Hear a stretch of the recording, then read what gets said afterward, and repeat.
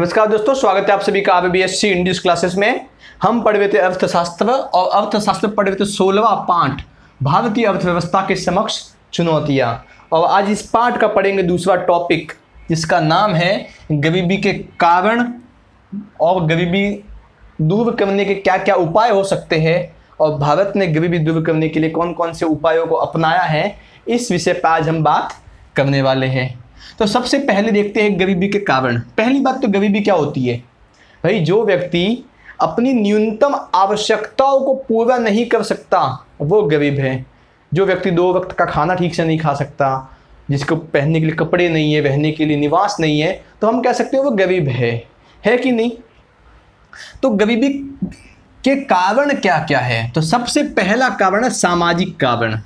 सबसे पहला और मुख्य कारण कह सकते हो सामाजिक कारण है। देखिए भाई साहब, हमारे यहाँ पे ख़ास तौर पे, भाई मैं तो राजस्थान से, मुझे ठीक से पता है हमारे पे क्या होता है। तो भाई हमारे यहाँ पे प्रथा और परंपरा इतनी अधिक है ना, मतलब भाई जब से बच्चा पैदा होता है तब से लेकर के मरने तक हर एक छोटे मोटे क्षण पे कोई ना कोई खर्चा करना ही करता है। भैया उसका मुंडन है, खर्चा कर दो, 50 लोगों को 100 लोगों को खाना खिला दो। भाई क्यों खिलाना है 50-100 लोगों को खाना, आप अपना मुंडन कर दो, भगवान के सामने हाथ जोड़ो, हो गया ना। मतलब भाई एक तरह से इतने सारे खर्चे हैं बिना वजह कि भाई एक गरीब व्यक्ति उन खर्चों को झेल कैसे पाएगा, है कि नहीं। अभी शादी में इतना ज़्यादा खर्चा होता है भाई, क्या बिना खर्चों के शादी नहीं हो सकती? बिना टेंट लगाए शादी नहीं हो सकती, बिना ज़्यादा 56 भोग बनाए एक शादी नहीं हो सकती। एक सिंपल सा खाना बना लो ना, उसमें भी शादी हो जाएगी। भाई शादी करनी, लड़का लड़की को शादी करनी है, हम 500 बारातियों के पीछे बुला रहे हैं, तो क्यों इतना खर्चा करना। तो भाई जो गरीब व्यक्ति है वो तो और ज़्यादा गरीब हो जाएगा ना। मतलब भाई जब से व्यक्ति कमाने लगता है तब से ये सोचने लगता है कि भाई मेरी बेटी की शादी है, बेटी की शादी है, उसके लिए जमा करता है। वो सोचिए, मतलब उसके बेटी की शादी 10 साल 15 साल पता नहीं कब शादी होगी, लेकिन उसकी जमा के लिए अभी से ही पैसे जमा कर रहा है, उसको अभी से ही टेंशन होने लगता है। तो ये कहीं ना कहीं सामाजिक जो प्रथा परंपराएं हैं इनका भी तो कहीं नुकसान हो रहा है ना भाई। गरीबी करने में इनका भी तो हाथ है ना भाई। व्यक्ति थोड़ा सा पैसा जमा करता है, तब तक किसी का एक्सीडेंट हो गया, चलो उसको देखने जाते हैं। तो देखने जाएंगे तो क्या करेंगे, साथ में कपड़े वपड़े सब लेके जाएंगे, मतलब पूरा ताम झाम करके जाएंगे, है कि नहीं। और जहाँ पे जाएंगे उनको भी ज़्यादा खर्चा कि भाई हमको अच्छे से उनको देना पड़ेगा, खिलाना पड़ेगा, रहना पड़ेगा। तो भाई मतलब हर तरह से कहीं ना कहीं प्रथा परंपराएं तो इतनी सारी है ना कि भाई गरीब तो गरीब ही रहता है, जितना कमाता है वो तो इन प्रथा परंपराओं को निभाने में ही चला जाता है, बचता पीछे कुछ भी नहीं है। और मैंने खुद ऐसा देखा है, ऐसा होता है, वास्तविकता में होता है। आप गांव में रहते होंगे, आपको पता होगा कितने खर्चे होते हैं, एक छोटी छोटी बात पे खर्चे होते हैं, है कि नहीं। तो प्रथा परंपरा इतनी ज़्यादा होती है। इसके अलावा हमारा सामाजिक ढांचा ऐसा बना हुआ है ना कि भाई हमारे समाज में जाति व्यवस्था है। जाति व्यवस्था में जो भाई बड़े बड़े लोग हैं, जो उच्च जाति के लोग हैं, वो तो पहले से ही अच्छे खासे, उनकी जो आर्थिक स्थिति है बहुत अच्छी थी, मतलब अच्छी खासी है।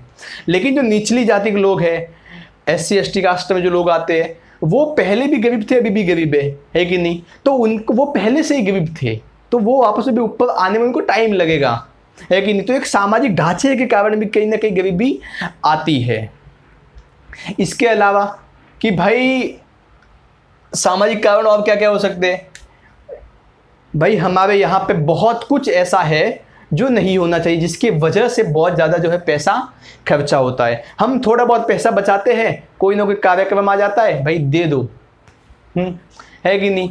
तो सामाजिक जो व्यवस्था है ये कहीं ना कहीं एक गरीबी का मुख्य कारण बन जाती है।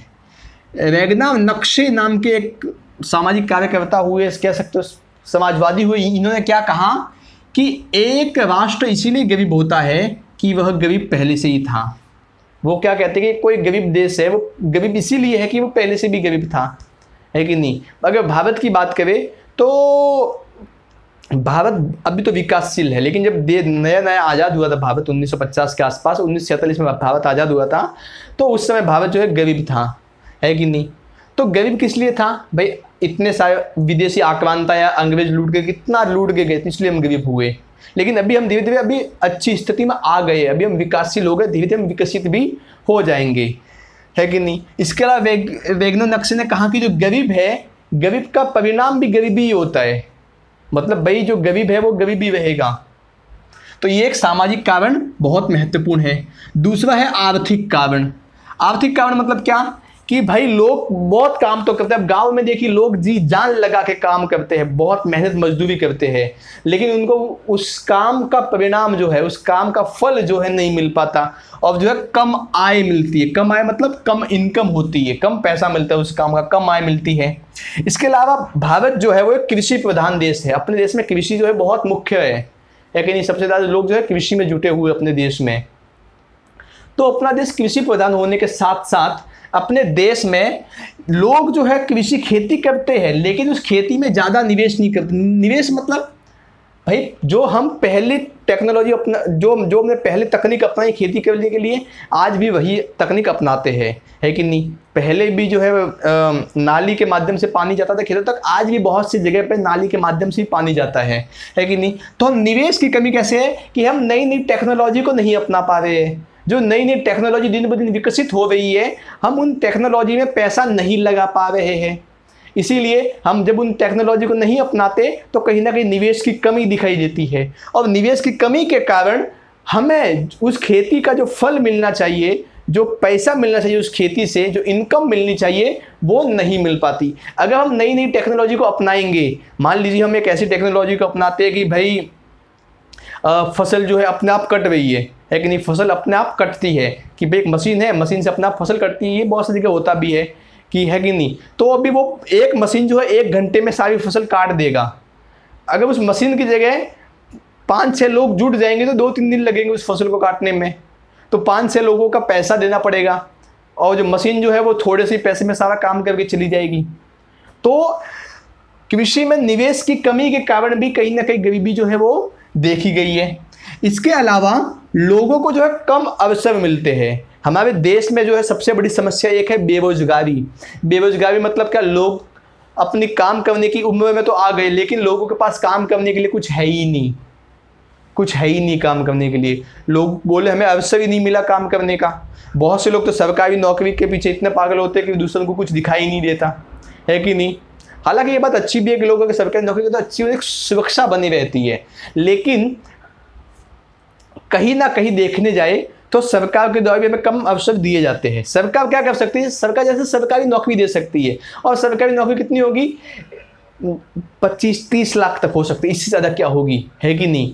तो अभी 25-30 लाख में क्या हो जाएगा क्या सब पूरे देश का, नहीं होगा ना। देश के युवा ज़्यादा है तो उनको ज़्यादा अवसर चाहिए। तो देश के युवाओं को अलग अलग क्षेत्र में भी अवसर की कमी देखने को मिलती है।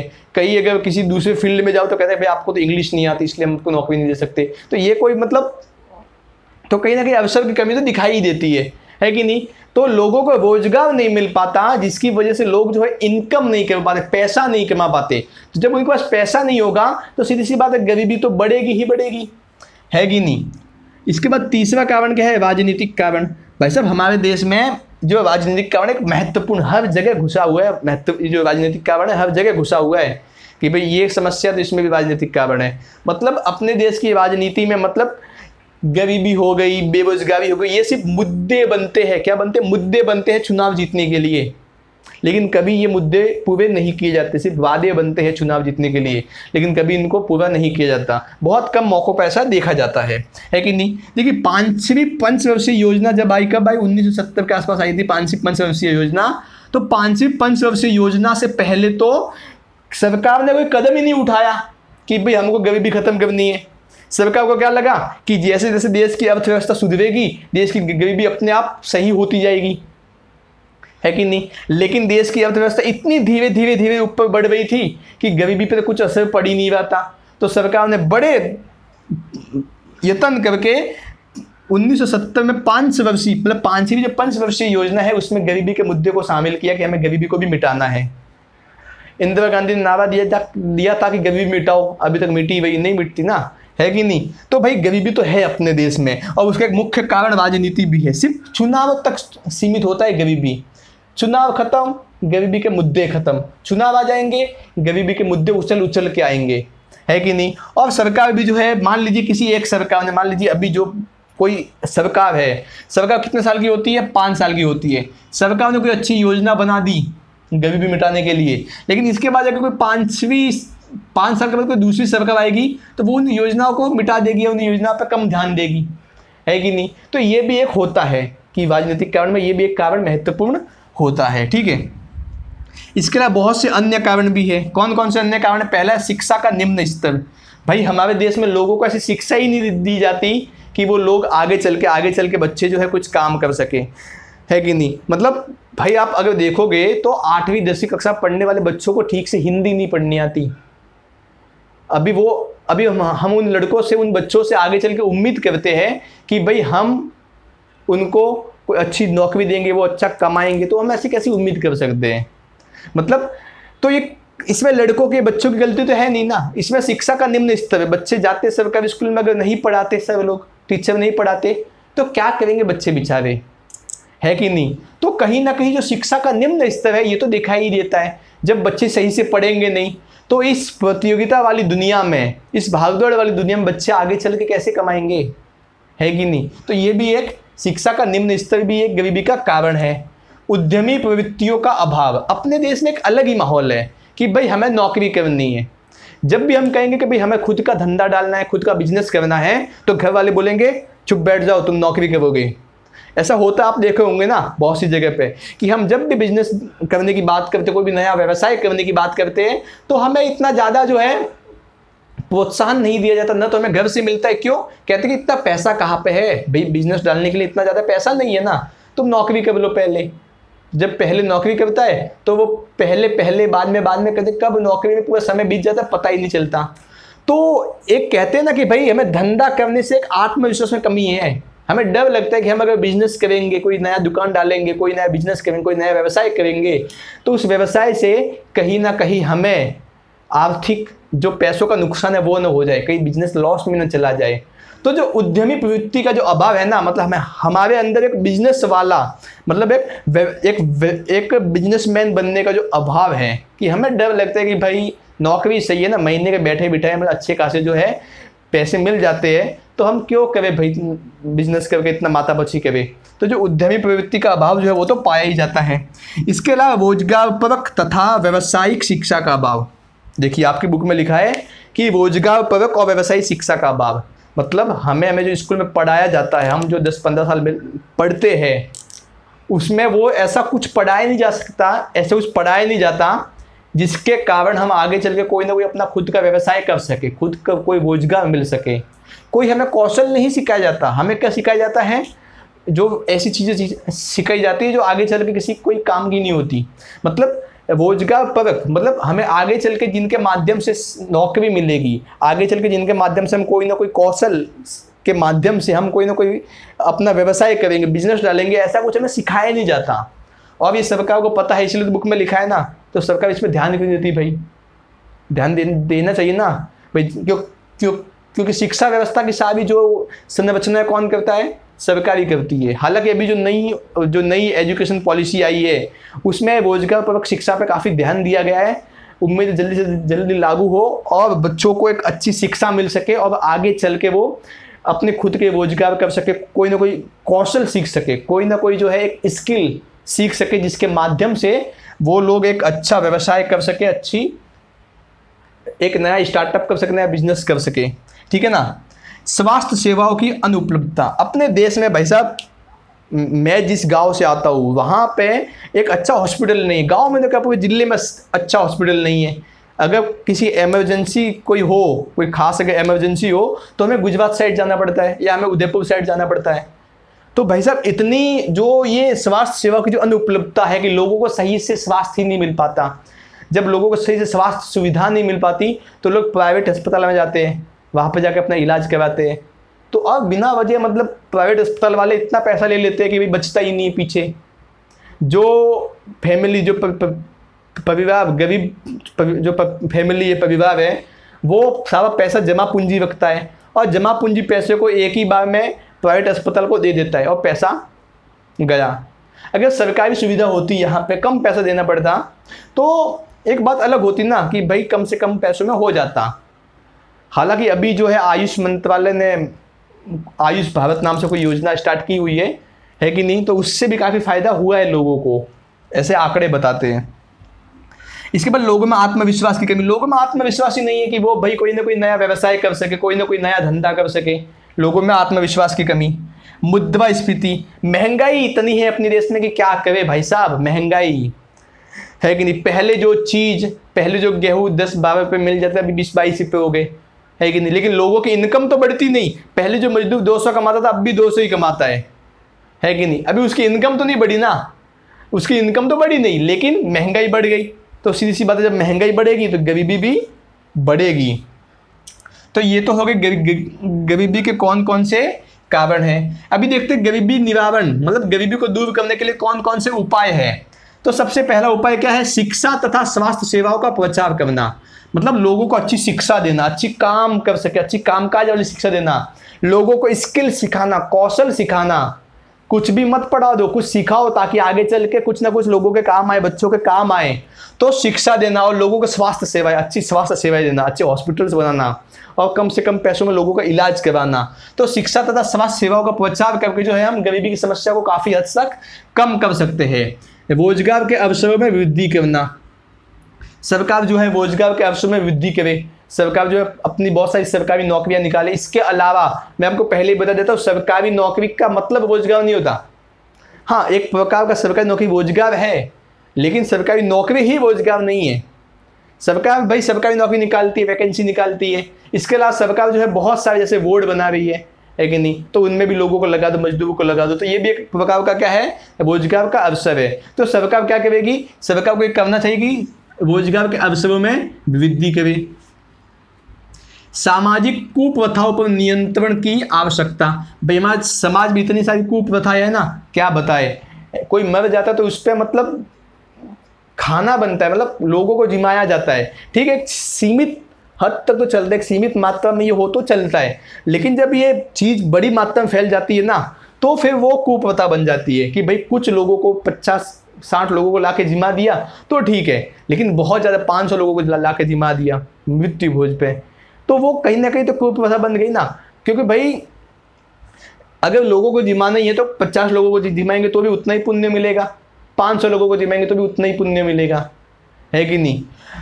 तो जो सामाजिक कुप्रथाएं हैं उन पे भी क्या करना, प्रतिबंध लगाना, उन पे भी नियंत्रण रखना कि भी ज़्यादा लोग जो है इन प्रथाओं के चक्कर में जो है अपना ज़्यादा पैसा खर्च न करे। शादी ब्याह में भाई लिमिट में खर्चा करे। फालतू का डीजे पे हो गया या टेंट में लोग 3-3 लाख रुपए तक टेंट पे खर्च कर देते हैं, तो उतना क्यों करना भाई। थोड़े पैसे में भी तो शादी हो सकती है ना उस पर, ठीक है, तो उस पर ज़्यादा खर्चा ना करे, तो कहीं ना कहीं जो गरीबी की समस्या है वो दूर हो सकती है। जनसंख्या पर नियंत्रण रखना। भाई हमारे देश में जनसंख्या गरीबी का कारण है। मान लीजिए एक गरीब परिवार है, एक आदमी है, उसके 4 बच्चे हैं, एक आदमी के 4 बच्चे हैं। अभी ये आदमी सिर्फ पहले एक ये आदमी है, ए नाम का आदमी है, एक ही आदमी है, उसके 4 बच्चे हैं। अभी वो आदमी सिर्फ महीने का 200 ही कमाता है, आगे चल के उस आदमी का एक्सीडेंट हो गया, अभी वो कुछ भी नहीं कमाया, 4 बच्चे गरीब हो गए। अभी एक आदमी गरीब, तो अभी इन बच्चों को सही से शिक्षा नहीं मिलेगी, सही से स्वास्थ्य सेवाएं नहीं मिलेगी, सीधी सी बात है ये बच्चे भी आगे चल के गरीब भी बनेंगे।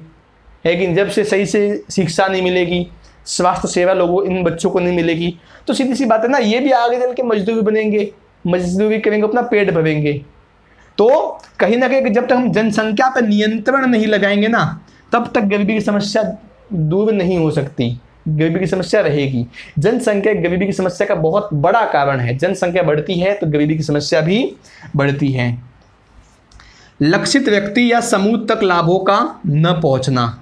भाई साहब सरकार ने क्या किया कि गरीबों को सही से सुविधा देने के लिए एक BPL नाम की योजना स्टार्ट की, बिलो पॉवर्टी लाइन। गरीबी रेखा के नीचे लोगों का एक टेबल बनाया, एक जितने गरीबी रेखा के नीचे वाले लोग थे उनको ढूंढ के निकाला और उनको लोग जो है उनको सरकार जो है अभी सहायता देने लगी। लेकिन हमारे देश में ऐसे ऐसे लोग हैं जो अच्छे खासे परिवार से, जिनका अच्छा खासा घर चलता है, उन्होंने भी अपना नाम BPL में लिखा दिया कि हम भी गरीब है भाई, हमको भी सरकारी सुविधा चाहिए, हमको भी 2 रुपये किलो अनाज चाहिए। तो मतलब कि भाई जिन गरीबों को मिलना चाहिए उनको तो मिल नहीं रहा है, लेकिन जिन लोगों को नहीं मिलना चाहिए, जो लोग पहले से सक्षम है खरीदने के लिए, उनको भी मिल रहा है। तो सरकारी की जो सुविधा है, जो सरकारी जो सुविधा है वो जिन लोगों को मिलना चाहिए उनको नहीं मिल पा रहा है। तो एक ये उपाय है कि भाई पहले उन लोगों को पता लगाओ कि वास्तविकता में किन लोगों को मिलना चाहिए ये सुविधा, उनको ही दो। जो बिना वजह लोग जबरदस्ती घुस आए ना इन सुविधाओं में, उनको निकालो। पहले जिन लोगों को वास्तविकता में इनकी आवश्यकता है, जो वास्तविकता में गरीब है, उन लोगों को दो। नहीं तो आप देखोगे गांव में ऐसा बहुत होता है ना कि भी जो गरीब नहीं है वो भी 2 रुपये किलो जाकर गेहूँ लेके आ जाता है। क्यों भाई वो तो अच्छा खासा कमाता है, अच्छा खासा उस पर पैसा आता, तो फिर क्यों जो गरीब है उसका हक का निवाला क्यों लेना है कि नहीं। अभी इसके बाद ये हो गया गरीबी निवारण के क्या क्या उपाय है। अभी हम देखते हैं गरीबी निवारण हेतु अपनाए गए कौन कौन से उपाय, सरकार ने गरीबी निवारण के लिए कौन कौन से उपाय जो है अपनाए हैं। तो सबसे पहले 1970 से पहले तो सरकार ने कोई सार्थक प्रयास नहीं किया गरीबी को मिटाने के लिए। लेकिन 1970 में सरकार ने पंचवर्षीय योजना घोषित की। उसके बाद बहुआयामी नीति को सरकार ने अपनाया, मतलब अलग अलग आयाम पर नीति को सरकार ने अपनाया, और रोजगार एवं स्वरोजगार के कार्यक्रम भी चलाए। सरकार ने कहा कि भाई हम लोगों को रोजगार देंगे, स्वरोजगार मतलब लोग अपना खुद का रोजगार डाल सके, लोग अपना खुद का व्यवसाय कर सके, इसलिए हम लोगों को पैसा भी देंगे कि लो भाई तुम अपना खुद का बिजनेस करो, तुम अपनी खुद की दुकान डालो, हम तुम्हें पैसा दे, तुम मदद दे, तुम खुद का अपना कुछ करो, खुद कमा के खाओ, है कि नहीं। जिनके पास कौशल था, जिनके पास कला थी, जिनके पास स्किल थी कुछ करने की, उनको स्वरोजगार का भागीदार बनाया गया। जिनको कुछ भी नहीं आता था उनको सरकार ने क्या कहा कि ऐसा करो आप तालाब खुद भी आप जाके वहाँ पे तालाब खुद मजदूरी कर दो, हम आपको दिन के 150-200 रुपये देंगे। जैसे नरेगा जो होता है ना, उसी प्रकार से कि भाई लोगों से काम कराया जाता है कि जाके खड्डा खोद दो, फिर वापस उस खड्डे को भर दो। लोगों का काम भी हो गया, सरकार ने लोगों को पैसा भी दे दिया, है कि नहीं। इसके बाद सरकार ने बीपीएल योजना स्टार्ट की, बिलो पॉवर्टी लाइन, गरीबी रेखा के नीचे। इस योजना के तहत सरकार ने जितने गरीब लोग थे सबको ढूंढ निकाला, सबका एक लिस्ट बनाई, और जितने गरीब लोग थे उनको 2 रुपये किलो गेहूँ, 3 रुपये किलो चावल, 5 रुपये किलो दाल, 4 रुपये किलो चीनी, मतलब जो आवश्यक वस्तुएं थी वो देना सरकार ने काम स्टार्ट कर दिया।